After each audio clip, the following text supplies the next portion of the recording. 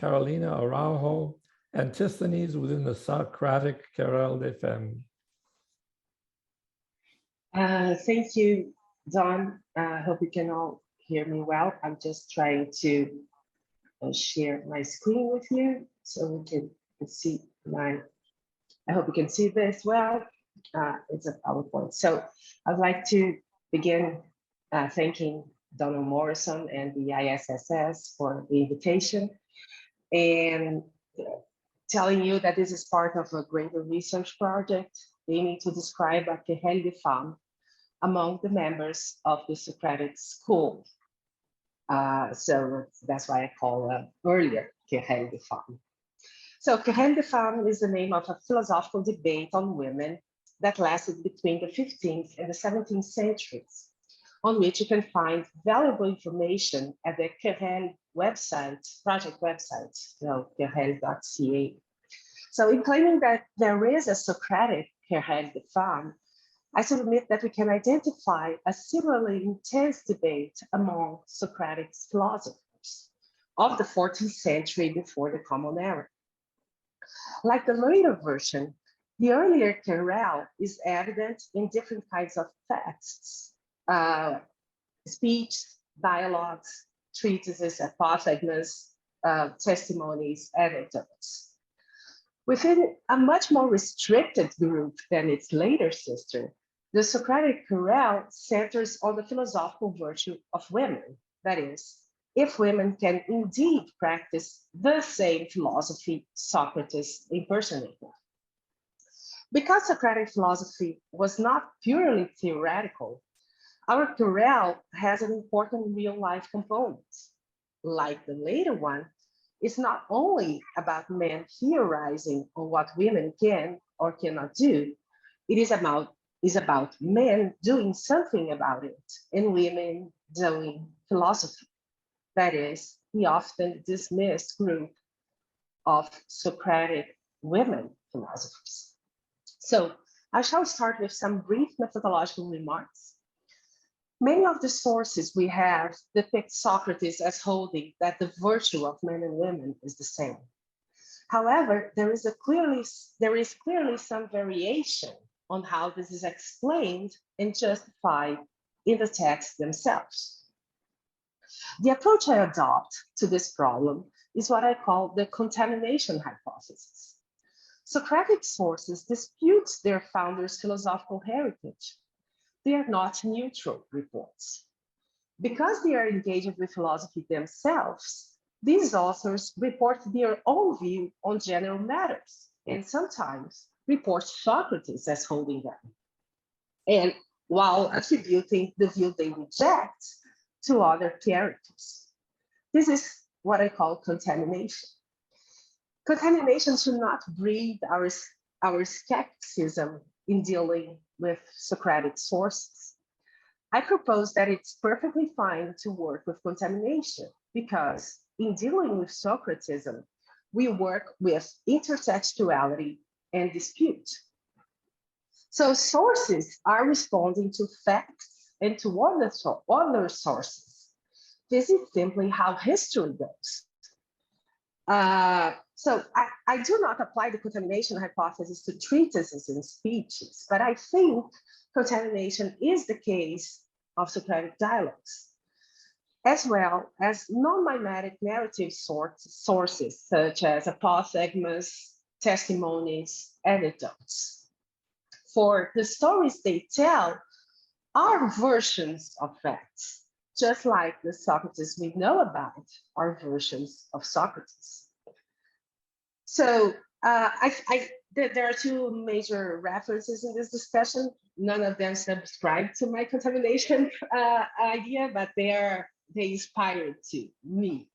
So this is Claudia Marsico work on dialogical zones, and Magalhães Vilhena classic, The Problem of Socrates. So I think that it is the confrontation of sources with each other that shows the excesses of some authors and reveals the author under the pen. This is not any different I assume, from what we do as historians of philosophy. We keep contamination going on. Socrates' claim on women's virtue, the one I just mentioned, that it is the virtue of men and women is the same, is not free of contamination. And I aim to show that this contamination reveals the querelle going on among the Socratics. So in Socratic 5 in Houston, I was able to discuss with some of you the role played by Aristippus in this debate. I showed evidence of Aristippu's criticism of Plato for not living up to his own claim regarding women's equal virtue. I explained how his maximum, echomai, which expressed the kernel of his philosophical attitude, was also used to describe his relationship with Lais. The fact that she was not owned by him granted them a real equal basis of reciprocity. I argue that his understanding of women's equality was behind the philosophical education of his daughter, Arete, to the detriment of the education of his male offspring. Arete's position at the head of the Cyrenaic school was a proof of the philosophical virtue of women. So in this talk, I shall address Antisthenes' position within the Querelle on 3 stages. 1, an analysis of Xenophon's Symposium to the conclusion that Antisthenes is portrayed as skeptical about men being capable of teaching women. 2, an assessment of the extant information on his works that shows his defense of an active role of women in their own education. And 3, a comparison of sources showing that both Antisthenes' women's agency thesis and his approach to logic are key features in the description of Hipparchia as a philosopher. So we begin with Xenophon's Symposium. The central female character in Xenophon's Symposium is the acrobatic dancer. Her performance with the 12 moves offer occasion for Xenophon's Socrates to make a claim on women's nature. This is the text. Women's nature is in no way inferior to males, to men. Female nature is in no way inferior to male, except women have neither wit nor force. Yes, wit, gnome, some sort of intelligence. So, as you can see there, editors try to fix the present text in the text that is present in all the manuscripts, replacing gnome for Rome, vigor, right? Well, unanimity among manuscripts should suffice against this change. Moreover, Rome looks suspicious by itself. It is too much of a synonym to the other lacking quality, force. So Xenophon's Socrates does think that a woman can learn, but she can learn whatever her husband thinks she should, so she can be useful. She lacks the intelligence for choosing what she should learn. This is not really the occasion for detailing the position of Xenophon's Socrates on the philosophical virtue of women. I will only say that it may echo something that Socrates has previously said in the same book of the Symposium.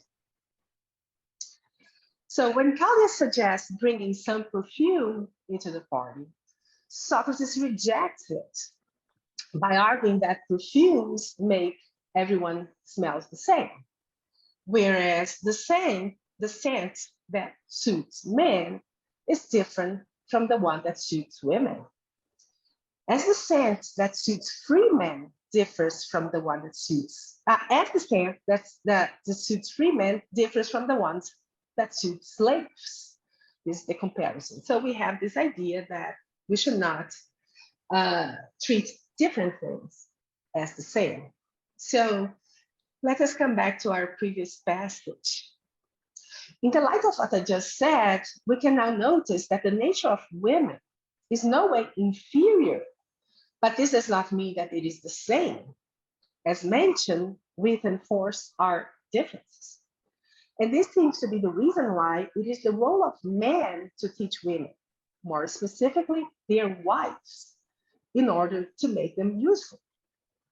This may be a sign of Xenophon's contamination regarding the Socratic claim on the virtue of women. For we find this kind of argument also in Ischomachus' speech in the Economicus. So at this point of the dialogue, Antisthenes steps in. He objects to Socrates that he is simply paying lip service, for he does not make his own wife useful. Quite the opposite. Xantia is the harshest woman ever to have existed, or yet to exist. She is halepothete. So Socrates' response is revealing here. Instead of making any claim on Xanthipp's education, he only gives a reason for being married to her. Good horse trainers challenge themselves with spirited horses, and there is, of course, a connection to Timoides' issues in Plato here. But again, Socrates does not seem to have succeeded in educating her, for she still is the harshest woman. What he claims thus is that his living with her is part of his own training. It is good for him or for his own improvements and not for hers. So allow me to fast forward for a minute. In Book 8, Socrates invites all the guests to talk about Eros. Antisthenes in particular, for he seems to be the only one who loves no one. So Antisthenes denies it. He loves Socrates, he replies. But Socrates is constantly rejecting him and never allows for a dialogue between the two of them. Socrates then complains, "Don't beat me up, Antisthenes. I put up with you being the harshest in everything else, and I do it as a friend. But please keep me out of your love." So now we have a good pair. If Xanthippe is the harshest woman, Antisthenes is the harshest man ever. So it's opportune to note that Antisthenes had previously expressed this love for Socrates. In his praise of his own poverty, he claimed that he was rich in leisure, a value greater than wealth, because it allows him to spend his days with Socrates. Socrates, however, spends his days with whom he pleases. We can imagine that, despite himself, Antisthenes was not Socrates' first choice for spending his days with. This is very likely the case of Xanthippe, given the time Socrates used to spend engaged in conversations in the market or in the gymnasium. So if Socrates put up with them, with both Antisthenes and Xanthippe, it's not by talking to them, teaching them, but instead by making them useful to himself, to his own improvements. Is this a way of teaching someone, to teach something to someone? Is this how Socrates teach philosophy? So let us come back to where we left. The discussion on the education of women caused by the discussion on the education of women caused by the dancer's performance. Now she's doing somersaults over a set of upright sword blades. This is the occasion for Socrates to provoke Antisthenes again. Looking at that, he says, looking at that, would anyone deny that courage is teachable even to a woman? Antisthenes' response is skeptical. He does not deny the girl's feats, nor even that she is courageous. His target is teachability. Socrates supposed that she was taught, and given his previous statement, taught by a man. So Antisthenes assumed this man could only be the impresario of the show, the Syracusan. Now he asks Socrates, are you really subjecting it to be that simple? Should then this Syracusan man exhibit the dancer in the city, saying that provided that the Athenians give him money, he'll make them all bold enough to go face the spears? So when expanded from one dancer to all the Athenians, Socrates' assumptions is so blatantly nonsensical that even Philip, the clown, takes the opportunity to make a joke. Oh, yeah, right. And Pysandros will turn from not being able even to look at spears into someone who would plunge over daggers. So Antisthenes' response is interesting because he sees no problem in making a difference from women to men. That is, if a woman can be taught, then every Athenian must be capable of being taught. So he makes the inference with the assumption that if teachability is true about the virtue of women, it must be true about everyone's virtue. Still, we remain wondering about how teaching of virtue would work both for Socrates and Antisthenes.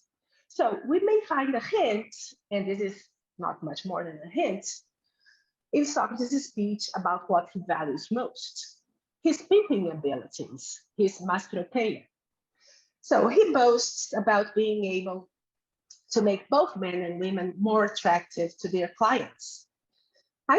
Indirectly, he claims to know what is more convenient in making someone more attractive, and that he might be able to make the whole city more attractive. In the same way, the Syracusan should be able to teach courage to the whole city. So, ironies apart, Socrates is proud of his capacity for making men and women virtuous by giving them what is convenient to them, to each of them.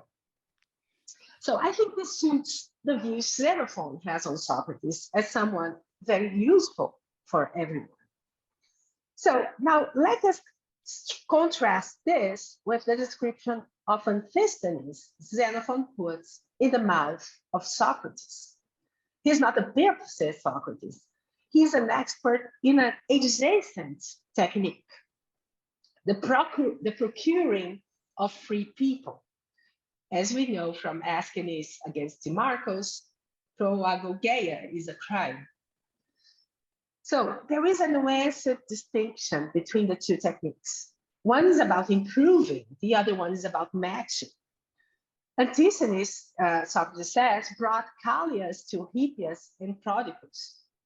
And he also introduced Aeschylus of Flyers and someone else's, perhaps Deucus to Socrates, someone that was very useful to Socrates. So what Antisthenes does is to bring people to their correct match, promoting friendships. So Antisthenes is not actually a teacher. He does not take on himself to improve those around him. But he does not take students. He does not put up with people he does not put people to his own use. He simply directs them to whom will suit them. So we shall leave Xenophon's Symposium for now, pointing out that there Socrates is depicted as a highly confident about the capacity of men to teach women and the capacity of women to be taught virtue. He's also very confident about his own capacity of improving both men and women, likely connected to his spending his days with them. He supports the view that the virtue of women is not inferior, but different from men's. Antisthenes, on his turn, is very skeptical about this teaching. In two arguments about the acrobatic dancer, he points out that men fail in teaching virtue, because in the end, it seems to depend on the character of the learner. Xantive is still harsh, and the Athenians are still cowards. So he also seems satisfied with his description as a matchmaker instead of an improver. This feature also appears in the image of harsh Antisthenes in love of Socrates, willing to spend his days with him. Since Socrates is more interested in having conversation with other people, Antisthenes is glad with simply providing him good matches. Antisthenes is proud of his poor lifestyle. Even if Socrates does not teach him, he found in Socrates a good match for himself. This poverty is intrinsic to Antisthenes' view of himself as a philosopher, a feature as prominent as his sharp capacity for argumentation. If we bring in the question of women's philosophical virtue, we can see that it depends on women being able to exercise this kind of learning of poverty, despite not being taught so. So now I go to Antisthenes' works. Let us then try to know more about what Antisthenes had to say on the matter. So I'd like to start the second part with these two theses reported by Diogenes Laertius. The first is that he demonstrated that virtue was teachable. So if Diogenes is right, Antisthenes' skepticism in Xenophon's Symposium was either Xenophon's view about his position or a more targeted skepticism. Let's say a skepticism about how Socrates supposed that his teaching would happen. I should try to bring in some more sources so that we can understand his position. So the second thesis is that the virtue of women and men is the same, neither inferior nor different. Diogenes cites Diocles of Magnesia's work as a source for this information. Someone we know is very interested in Stoic philosophy and who would be very interested in using Antisthenes to connect Socrates to the Stoics through Diogenes of Cyrenaica. I will come back to this point. So, well, knowing that Antisthenes is interested in the theory of virtue, we can see from the catalog of his works that he's very interested on topics regarding women. He wrote on the generation of children and marriage in relation to love, a treatise on domestic management, Anaspasia, and within his Homeric exegesis, he wrote on Helen, Penelope, and Circe. So Diogenes Laertius reports some of Antisthenes' position on women, which we can imagine would fit some of these works. For instance, he said that Antisthenes would constantly say, I would rather go mad than having pleasure, and that one must have intercourse with those women who will know how to have pleasure. I would say having asontai is a standard expression meaning acknowledgement of gratitude. But one is tempted to see a pun here with the literal meaning of knowing how to gratify or how to enjoy. Diogenes Laertius connects it to the previous sentence on the madness involved in pleasure. So the contrast may suggest that if the wise man is to have pleasure, he must have intercourse with women endowed with a certain kind of knowledge of how to do it. This idea comes forth in other sources as well. So Clement of Alexandria reports Antisthenes saying that he would kill Aphrodite for having corrupted so many virtuous women, Kalaika Yagatai. Clement reads this as a reproach on Eros, which Clement personally endorses. I see evidence here for some contamination regarding Eros. First, because reproaching Eros does not match very well the Socratic lover depicted by Xenophon and Diogenes Laertius, as we shall soon see. Secondly, because it fits super well Clement's activism on the chastity of women, famously displayed in his chapter on virginity. So Clement's conclusion regarding Antisthenes' claim that the purpose of marriage is the generation of children, however, does find support in the extant information on Antisthenes' idea, as we shall see. So 10 paragraphs later, Clement comes back to Antisthenes to quote the sentence we also know from Diogenes Laertius: he would choose rather to go insane than having pleasure. So Theodoret replicates Clement without the conclusion regarding children. Nonetheless, he returns to Diogenes Laertius' point on the preference for going insane. We see in Laertius, Clement, and Theodoret that the statement on pleasure and madness is connected to sex and women. And we also see in all of them the reference to virtuous women, kalaika agatai, something that we should describe as those who know how to have sex without being corrupted by Aphrodite or going insane with pleasure. Those are the women a wise man should approach. So That provides more information on the subject. He attributes to Antisthenes the idea that the wise man should not use establishing laws or customs as the standard of his own actions, but only virtue. This connects with some specific approach to marriage.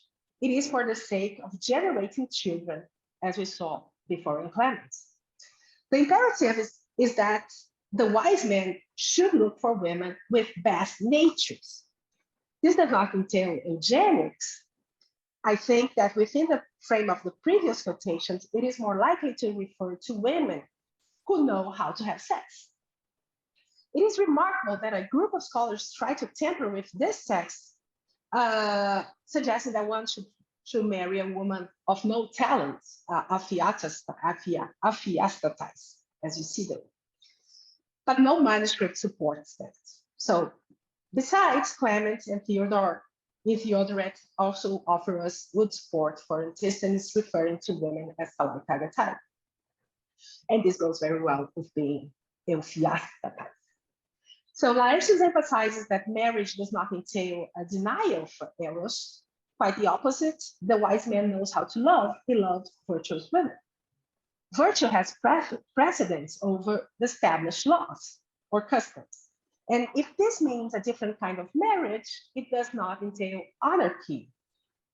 Antisthenes still holds some taboos. For example, he criticized Alcibiades, as reported by Anthemius, for having intercourse with his mother, daughter, and sister. On the other hand, Laertius attributes to him an apothegma that is also attributed to Bion and to Aristippus, that says that noble women are kept common. So I acknowledge some personal choices in translating this passage in a moral sense, but I see evidence supporting it. We already saw Antisthenes referring to virtuous women, those who know how to have pleasure. Moreover, Xenophon provides us with some information that supports that Antisthenes had nothing against ugly women. So this is the Symposium. Back to the Symposium, we read Antisthenes' praise of his poverty, and he says, I quote, "And whenever my body has the need for sex, what is presently available suffices me. So much so that the women on approach are overjoyed to welcome me due to the fact that no one is willing to approach them." Finally, the defense of women in common is found elsewhere. So Pseudo-Clement of Rome writes that Antisthenes was in favor of this kind of adultery, women in common. He's referring to the previous sentence. So Laertius also reports a Achaia in which Antisthenes laments the misery of an adulterous man running away. A noble to pay it for a prostitute would have saved him. So Antisthenes defends sex with women as both a relief from physical needs and from procreation. He also claims that these women should be held in common and be virtuous. More about Antisthenes' own women's virtue is found in his account of Penelope. In explaining why Odysseus was wise, he argues that he was able to dismiss Calypso's offer based on the obscurity of her promises. Well, he says, the scholar says, lovers promise the impossible, immortality and agelessness is a lover's thing. So therefore, Odysseus makes his decision based on what is evident and not on the obscure. Compared to a god that was only adorned in her physical beauty, Penelope is preferable for being thoughtful, periphronar. This is not only a reason for Odysseus' preference. Penelope's suitors are reported to state the same. They could marry other women for sure, but none of them would be as fair epiekes as Penelope. So the suitors were in Ithaca disputing among themselves for the sake of virtue. And this is Antisthenes' analysis. So this is scholar Antisthenes also quotes Antisthenes on this matter. The scholar also goes even further in its explanation. Being thoughtful is the reason for Odysseus' preference, a preference in accordance with desire. So being in accordance with desire refers to a preference that does not drive anyone insane. Instead, it displays the wise desire of a wise man for a virtuous woman. So the critique of adornments and concern for physical beauty is also present in an anecdote report by Diogenes Laertius. So whenever Antisthenes would see a woman adorned, he would go to her house and make her husband bring out his horses and weapons. It's controversial how one should translate the next step. It seems to me that he wanted to show the husband that he needed them to defend his household, probably because luxurious people need to constantly defend themselves. So in the case of the husband, the husband did not have those means, advising Antisthenes he should get rid of the wife's adornments. So we know too little about Antisthenes' Aspasia. We know a tradition in Socratic literature that testifies her tight connections to Socrates, and more particularly about Socrates claiming to have learned important things from her. Nothing relates Antisthenes to this tradition, but what he has to say about Aspasia regards Socrates' love, regards Pericles' love for her. He says Pericles has the need to spend his days with her. Notice that the twice a day in the quote might be ironical. He could be with her from the moment he arrived home to the moment he left home. Antisthenes also says that when she was charged with impiety, he feared her for her more than if his own life and wealth were at risk. We can see a parallel between Antisthenes' description of Pericles' love for Aspasia and Xenophon's description of Antisthenes' love for Socrates. Spending the days with the beloved is more important than wealth. So Penelope and perhaps Aspasia seem to be cases of women preferred because of their virtue. Penelope in particular due to an intellectual virtue. We know Aspasia was smart enough to teach Socrates, both seem to fit Antisthenes' standard for virtuous women. So now we can come back to Diocles' statement and that Antisthenes held that virtue of men and women is the same, and Diogenes Laertius' statement that he held virtue to be teachable. I shall argue that the two questions are intertwined. Let us start with the latter. A passage in Diogenes Laertius shows that Antisthenes used to literally beat off students. This goes well with his description as a procurer in the Symposium. We already saw this passage. He sends people away either by beating them up, remember Socrates asking him not to beat him up, or by introducing them to their match. I would like to suggest that matchmaking is in fact how he taught the virtue to, he taught virtue to be teachable. To resume the vocabulary of Xenophon's Symposium, he points out that the companion is beneficial to each person and generates, he points out what companion would be beneficial to each person and generates in each of them a desire for the suitable company. In doing this, Antisthenes drives people away from himself. Notice that this is exactly how Antisthenes relates to Socrates in the Symposium. He finds the companionship beneficial and desires Socrates' company. Antisthenes' method for teaching virtue is matchmaking, nothing more, nothing less. But living with your match is not pleasant. It's not about being with someone that fulfills one's desire, as Socrates does not fulfill Antisthenes' desire. It's about learning the benefit of this companion simply by living with the rejection that he offers. So we see that the interesting point about Xantippe too. Socrates benefited from her being harsh, from her resistance to comply, becoming himself a better horse trainer. But this is not because Socrates taught her virtue, as allegedly the Syracusan taught the acrobatics to the dancer. Antisthenes is justified in being skeptical about Socrates' confidence in teaching. Xenophon's Socrates does not describe Xantippe's harshness as virtue. Neither does he describe Antisthenes' harshness as virtue. But Antisthenes arguably does. He's proud of his poverty and his matchmaking as an exercise of virtue.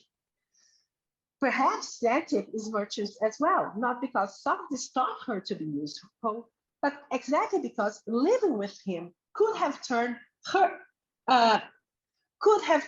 into her, living with him could have become her own exercise for virtue.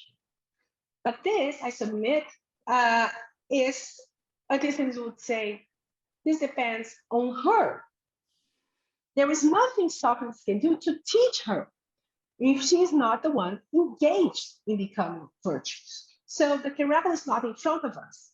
Antisthenes' position within it is the one that claims that the active role of women, the one that claims the active role of women as learners. Teachers must drive their students off, and students must exercise their own agency towards virtue. Antisthenes thought virtue is teachable precisely because he never had students. All the anecdotes about his meeting with Diogenes of Sinope have been proved chronologically impossible. And yet, we see something very Antisthenian in all these stories, beating up students. Now, the last point. Is the virtue of men and women the same? Are women capable of philosophical virtue? For once, he's definitely not saying women's virtue is anyway different from men's. Besides, if there are women who are kalai kagatai and know how to have pleasure without being corrupted by Aphrodite and physical adornments, Antisthenes' answer must be yes, for only a sort of philosophical life would lead them to do it. Then can women be as harsh as Antisthenes? Yes, Xantippe is. Moreover, can women have intellectual virtues? Yes, Penelope is thoughtful. But all this does not seem to be philosophical enough for virtue. One lacks evidence of Antisthenes supporting women to acquiring the capacity to argue, refute, and being themselves able to beat students up. But again, Antisthenes supports no one. Why would he make an exception to women who are no different? To become a philosopher, one has to go for it. If he's skeptical about men teaching women how to do it, he does not preclude women to turn into philosophers themselves. I'd like now to argue that Antisthenes is indeed responsible for the education of a very important female philosopher, that is, Hipparchia, the Maronite. So I just mentioned that I am satisfied with all the arguments based on chronology that prove that Antisthenes could have never met Diogenes. In this sense, I reject the version of history in which Antisthenes was the founding father of the Cynic school. On the other hand, I do believe, and I'm not alone on this, that he did have a strong influence on the Cynics. So I shall try to show that the sparse information we have about Hipparchia has deep grounds in the ideas of virtue of women I just attributed to Antisthenes. So the first point to note is Hipparchia's conversion narrative. She was in love, not exactly with Crates, but with his argument and life. Notice that we have here the same kind of love engagement described by Antisthenes, a life with a companion with whom we find wisdom in ourselves, not a life with a companion that reciprocates with love. This is not a life in which Crates would love for in return. The only life worth living for Hipparchia is the one in which Crates is her companion. She would kill herself otherwise, but it's not a life in which, but it is also a life in which she is the agent of her love, the agent of her own decisions. Neither is she given to marriage by her parents, nor does she receive the proposal from a suitor. She is the proposer. In the next step, Crates tries to beat her off. Instead of the rod, he shows her what kind of companion she would have, a naked hunchback. And he also set the standards. Being a companion means to acquire the lifestyle, the same lifestyle. On the other hand, while she's ready to take her companion's acts to herself, she's not agreeing to submit herself to him.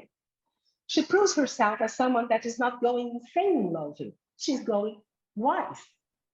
Paraphrasing Antisthenes, the wise woman knows how to love. She loves virtuous men. So taking the cynic attitude, she goes around with Crates, and this means going uninvited to dinner parties and having sex in the open. This is by far what we know most about Hipparchia, what she is renowned for. Having her virginity taken in the middle of the poesy, the Athenian Portico. The scandalous act of Hipparchia is quoted and quoted again in antiquity, both by the first Christians and by pagans, such as Cestus Empiricus, who refers to it twice. So some sources provide graphical details, from Crates opening up space in his burrow to Zeno trying to somehow cover them, and I will spare you of all the variants. I will just point out that having the barrel as a house fits well Antisthenes' praise of his poverty in the Symposium, except that Antisthenes seems not even to have a barrel. This is the passage. Just a tunic as a wall and a cloak as a roof. Again, as we see, Antisthenes praised the sex that seems to have happened in no house at all. So we already saw this passage. So having women in common also seems to apply to Crates. When his son with Hipparchia, Pasicles, became a teenager, Father Crates took him to a brothel, explaining that was the place in which he got married. Noble women are to be held in common, and we should not expect Hipparchia to have been sexually faithful to Crates, for her wedding vows had nothing to do with it. Her commitment was again to having the same lifestyle and attitudes as her companion. So Antisthenes' poverty also resonates in Antipater's epigram to Hipparchia. Sex on the floor, the cloak instead of dresses, but then something very interesting, the rod for company. We find in Hipparchia the philosophical matchmaker we were missing in Antisthenes' list of virtuous women.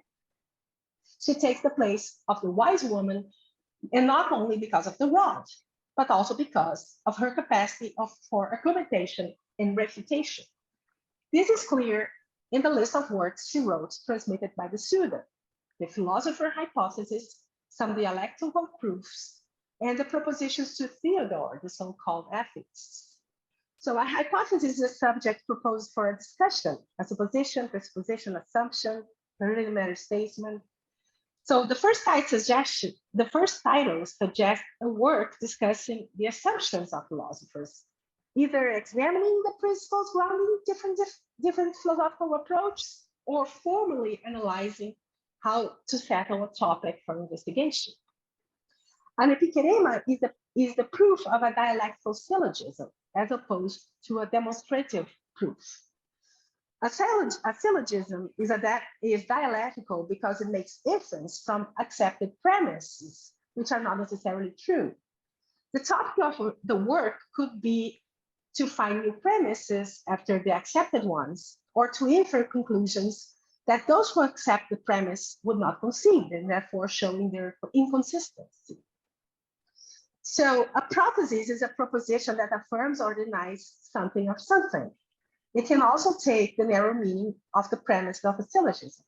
So we could expect this work to consist of propositions of major premises put forward to Theodore, the atheist, perhaps aiming at his cross-examination. What we see in Hipparchia's work list is the central feature of dialectical logic.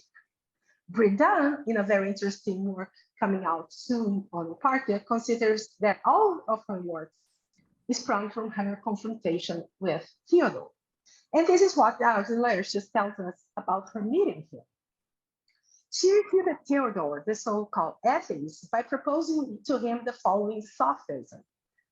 An act which, if committed by Theodore, is not considered unjust, will not be considered unjust if committed by Hipparchia. Now, if it is not unjust for Theodore to beat himself, it is therefore not unjust to Hipparchia to beat Theodore. So we have here a proposition, the act that is not considered unjust, and then the philosopher's assumptions attributed to Theodore in this case. If an act is defined as non-unjust, all its occurrences will be non-unjust. Then a minor premise, Theodore beats Theodore, is not unjust. And then the dialectical proof that Hipparchia beats Theodore is non-unjust. So now we know that Antisthenes has written extensively on matters of dialectical logic, with emphasis in contradiction. I would like to show how the structure of this argument matches the structures of Hipparchia's argument. So let me begin with Aristotle's argument that Antisthenes' statement, there is no contradiction, is a thesis, that is, an assumption opposed to common opinion and belonging to someone renowned to be a philosopher. So let us see how Alexander of Aphrodisia reports Antisthenes' proof of his thesis. And I'll just quote this. For Antisthenes denied that there is contradicting by saying that those who speak must say something about something and indicate by means of what they say what is that they are talking about. However, those refuting must say something about the same thing. With these assumptions, he argued the following. Those who seem to contradict each other about something either speak both about the thing in contradicting, or neither of them does it, or one does and the other does not. The proof is, but none of this is the case. If both are uttering a state about the thing, they are not contradicting, for they will be simply saying the same thing. If none of them is uttering a statement about the thing, then they are not speaking about the thing in the first place. Those who are not speaking about the same thing are not contradicting about the same thing. If one is speaking and the other is not even then there would be contradicting. For one that is not uttering a statement is not saying anything at all about the thing, but instead about the thing that he indicates by means of what he says. Thus, he's not contradicting about the same thing. So I'm finishing here, just a final comparison between Antisthenes and Hipparchia's dialectical proofs. Both depart from the philosopher's assumptions. We can say there is contradiction is Plato's assumption, and Antisthenes is rejecting this. So they offer a proposition to the philosopher. Those who speak must say something about something and indicate by means of what they say what is that they are talking about. And the same thing we saw about Hipparchia. And from this, both offer their dialectical proof. I showed this, I don't have to repeat. And by this dialectical proof, we can see that they prove their thesis. That is, they prove the statement that counters the common sense, and that they, as philosophers, hold. There is no contradiction, or not all occurrence of an act defined as non-unjust are non-unjust. So, as for Hipparchia, we know very well Theodore's response to her. Not having an answer, he rips her off her cloak. We have the reverse of the marriage proposal scene. Instead of Crates, now Hipparchia is naked. For the situation, the cynic lifestyle has prepared her very well. She's not ashamed of her body, not ashamed of being a woman. Theodore quotes Euripides' Bacchae in an insulting tone. Here she is, the one who left the shuttle in the room. Her answers emphasize her commitment to Antisthenes' agency thesis. Yet she's the one who made her choice, the one who devotes her time, not to domestic tasks, not to the social role of a wife, but to her own education. So as Antisthenes puts it, men willing to become good need to exercise their body in the gymnasium and educate their soul. Stabia's source was probably contaminated by someone else's biases, because Antisthenes is likely to have said anthropos instead of andras. Thank you.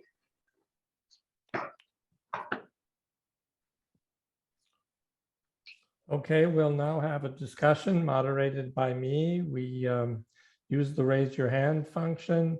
If you have difficulty with that, you can send me a chat.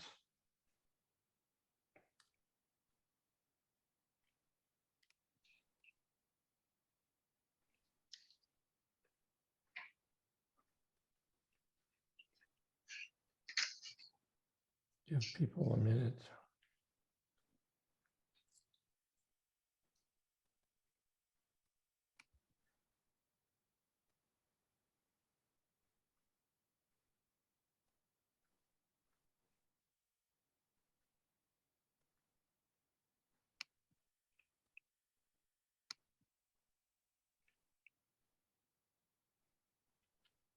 Well, let me start with something general. Could you just say more about what it is to be a procurer in this context? Well,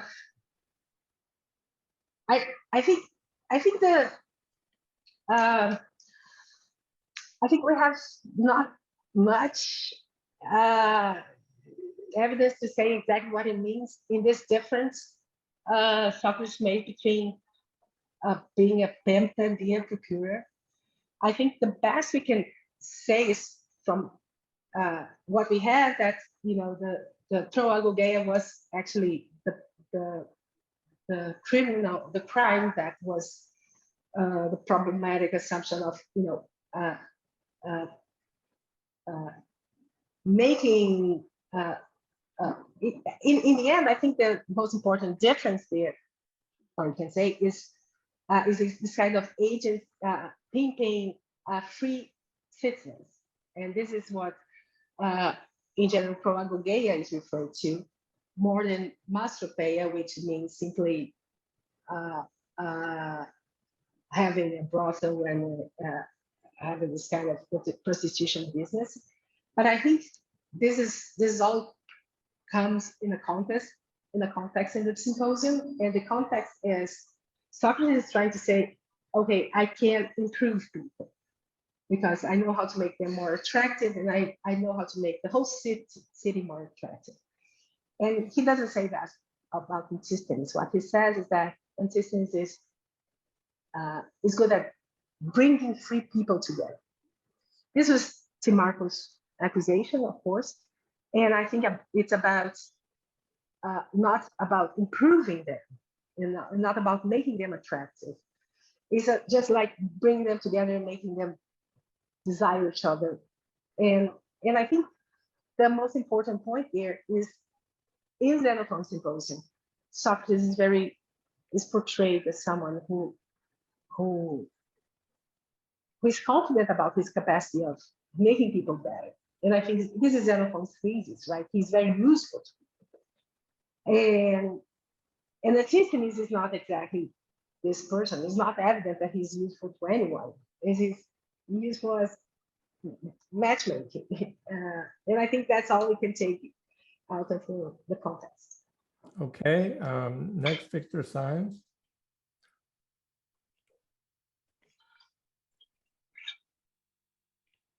I cannot hear you, Victor. Oh, let me do that. Okay, thank you. Thank you, Carolina, for that. Appreciate that, hearing more about your project.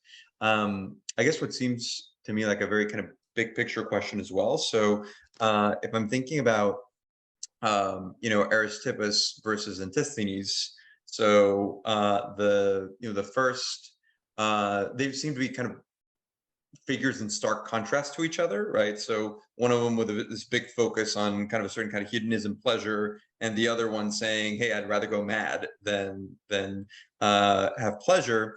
But it seems like the picture that you've given us is one that wants to maybe nuance that a little bit more.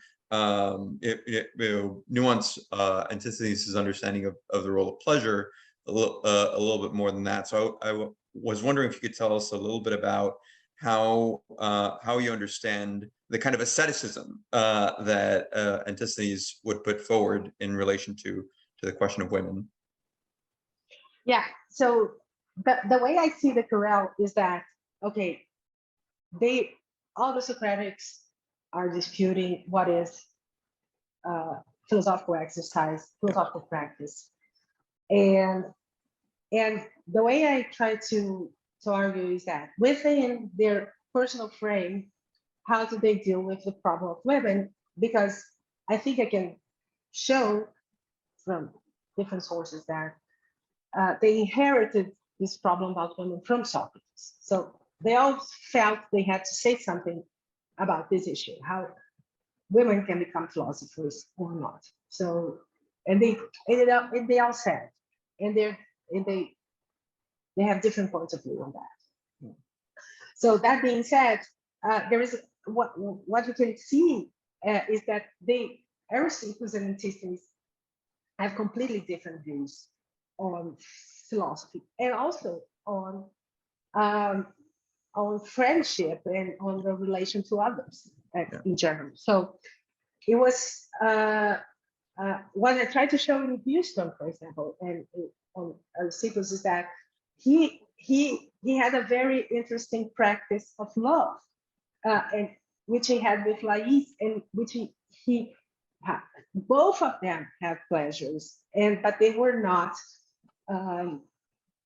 enslaved by their passions, and this granted them both their freedom, and that's the way he, I think, found it interesting to educate his daughter, as we know he did. And so the fact that she became a philosopher came from their very close connections in a kind of relationship Aristippus himself used to establish with women. And I tried to describe that there. So Antisthenes is completely different, because Antisthenes is not interested in relationships with anyone. He's trying to understand how having this companion, say Socrates, improves himself, and how this can improve other people, but not with him. Like, he's not taking the responsibility to teach anyone, although he thinks it is teachable by this kind of insistence of the learner to learn something from the teacher. And in this way, I think the whole influence of Antisthenes is kind of strong exercise in dealing with challenges, personal challenges, that goes like being dismissed by the person you love, as he is by Socrates, not acknowledged as someone smart, for example. Sorry. And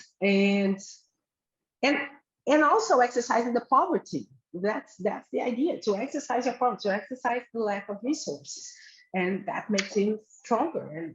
And I think that's the exercise, and that's what we see in Hipparchia too. Yeah. Not because she's connected to him, but because there is a model of he's proposing a model about how women can become philosophers. That's good. Not sure if I. All right. Thank you.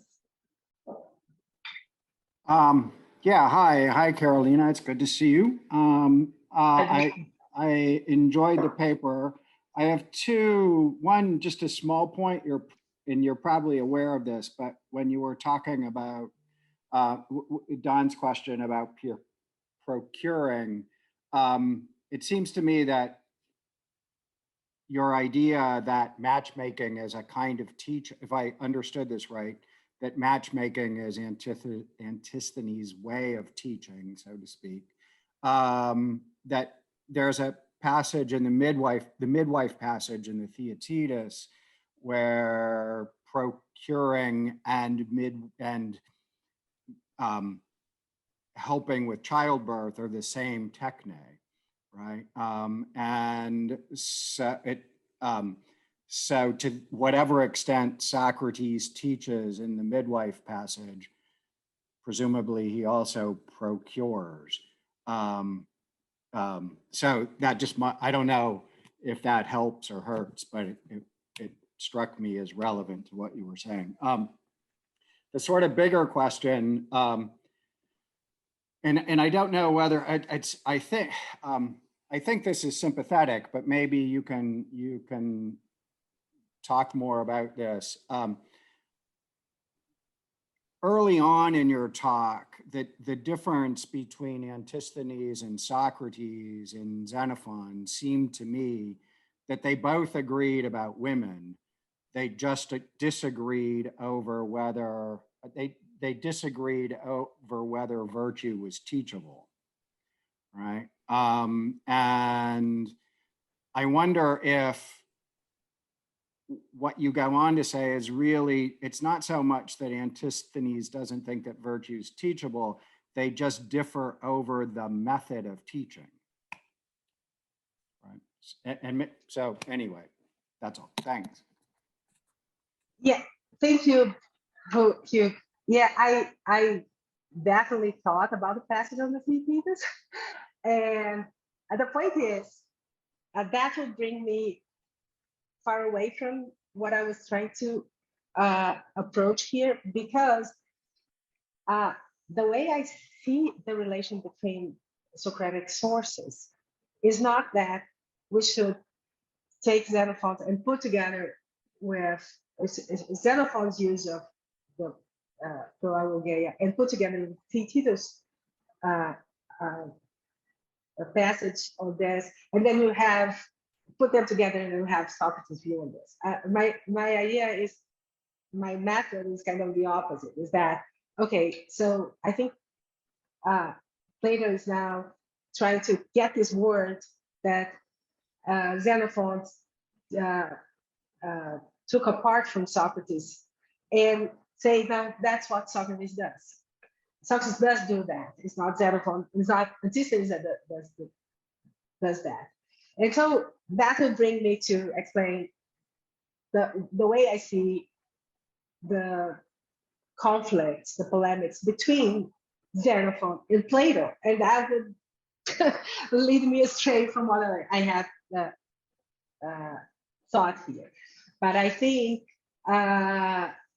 Xenophon is trying to say, this is not what Socrates does. And he uses two very connected words. It's not that clear that they are so different, but it's a more technical sense in the Querelle. And I think Xenophon is trying to distinguish things. And Plato saying, no, this goes together. And Socrates does this. He brings people together. He's not other things. But that would, take me to Plato, and I didn't want to do that. And coming back to the disagreement, yeah, I think we cannot understand what we cannot. The Symposium does not show us what is Antisthenes' position on the nature of women. He's silent about that. We had this whole disagreement, and I tried to make this point. I hope I had it. That a disagreement about the skepticism about being teachable by men. That is the whole point of my conclusion on the Symposium, and not a thing on, and not a point on what is the nature of women and what is the virtue of women. And I'm very attentive to this because I see that there is a difference. I think some of those, I think this is more like Xenophon, but some of the Socratics hold that there are differences in nature between men and women, but they're both capable of philosophical virtues. But then you have to account what is a philosophical virtue and so on. So I'm very attentive to this in this project. So that's why my point was to to show that the disagreement was about teachability. I hope I had done that. That we cannot say anything about Antisthenes' position. I don't think Antisthenes agrees. He doesn't express agreement with Socrates' statement on the difference in wit and force. He doesn't express an agreement. But we also cannot know from the Symposium, but we know from other sources an idea that the virtue is the same, right? And like no information about nature, actually. So is this more clear? Yeah, thanks. Yep. Thank you. Georgia. Yes, hello. I hope you can hear me. Thank you very much for this paper. I found it wonderful. I am a bit investigating the debate that you sketched about women's virtue in a later time, and that is Musonius's ideas about women. And what you said about Hipparchia, somehow it seems to me that Musonius is actually sketching this woman there, this type of woman, but in order to actually criticize that woman who is excessively sticking to dialectics and using logic. So interestingly, Musonius, I think, has a lot of cynical elements, but he rejects this image of Hipparchia as a woman who totally rejects social virtues, the virtues associated with women, in order to devote herself to strictly philosophical virtue, dialectical virtue. So I'm a bit puzzled by this, the emphasis given on this, let's say, the dialectical nature of Hipparchia. I mean, I'm a bit puzzled also because I know that Antisthenes was also emphasizing erga, right? And not logoi necessarily. So I just, if you could say something about that, that would be really helpful. Okay, there's a lot about it. Yeah, so beginning with the last, that Antisthenes is more, of course, we have this passage in 8,000 layers to that. I think it has so that Antisthenes is more interested in erga than in logoi, but I think it is undeniable that he has a huge work on logics, dialectic logics, and this is Aldo Brancati's book has shown this is a classic on this topic, and there is and the dispute with Plato is all on these topics, and I mean, I think we have good evidence there, and I think we have a good evidence from the nearly nothing we have about Hipparchia. We have a good evidence on her dialectical logic work, and that's what I'll try to show. Now, coming to the Musonius and the later part, I think Hipparchia fits. There is a tension exactly in this. The story that connects the Socratism with the Stoics through the Cynics have a problem there. In some of the Stoics will have a problem with fitting Hipparchia there, and we have a debate. I think very intensive debate in which Musonius is taking part, but Plutarch too, and other non-Stoics on, of course, what's the virtue of women, how women should be educated, and I think in the end, the Stoics are connected to this idea that will come up in the pseudo-Pythagorean treatises written by women, that the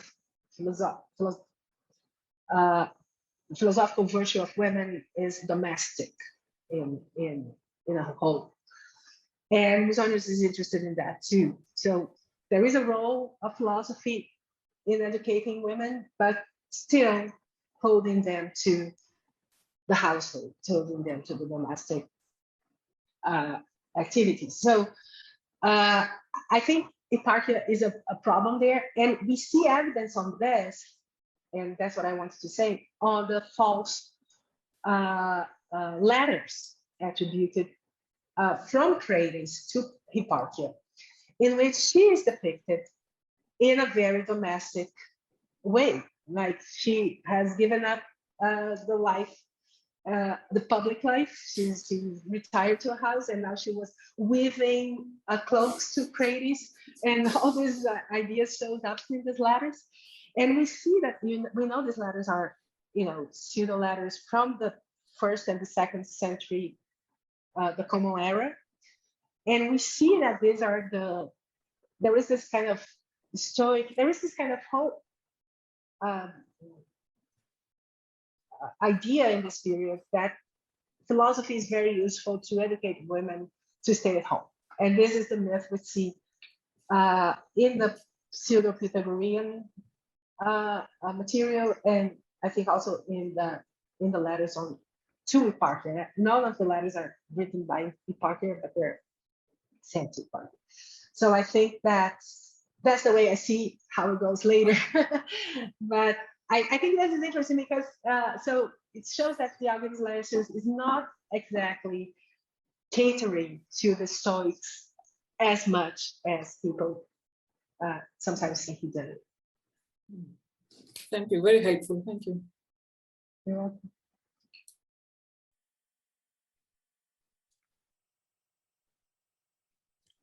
Other comments or questions? If not, let's thank our speaker. Thank Applaud on you. behalf of those who are muted. Thank you, And Carolina. Hope to see you all again on November 2nd. Okay, thank you. Okay, bye-bye.